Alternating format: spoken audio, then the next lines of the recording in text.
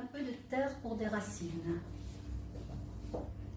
Comme des graines jetées au vent, les fonctionnaires du vaste empire du milieu emportaient avec eux une poignée de leur terre natale, noirs grumeaux agrippés aux racines d'un arbre nain, dans le grès d'un pot à couverte céladon, couleur de l'air après la pluie, ou aux glaçures flambées de lavande et de langue de pourpre.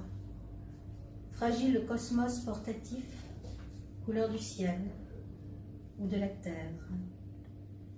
Arbre de vie, porteur du nom. Arbre pont chargé d'histoire, de main en main, de père en fils, il passait comme un témoin de l'origine vers l'avenir.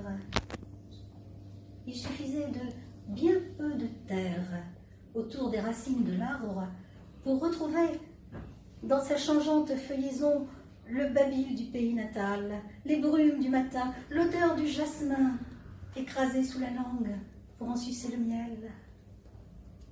Il suffisait de bien peu de terre pour arpenter le parcours de la sève, retracer le chemin parcouru, retrouver sa lignée dans les rides ligneuses et dans le terreau la douceur du lieu perdu dont la mémoire vous console.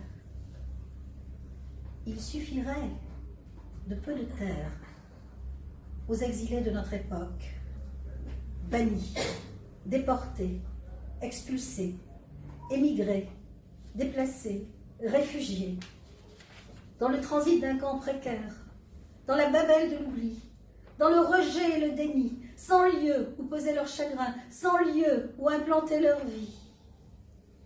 Il suffirait de peu de terre sous la semelle des proscrits, le carré d'un jardin où replanter l'espoir comme le drageon d'une vigne, pour échapper à la douleur, besace à leur épaule vide.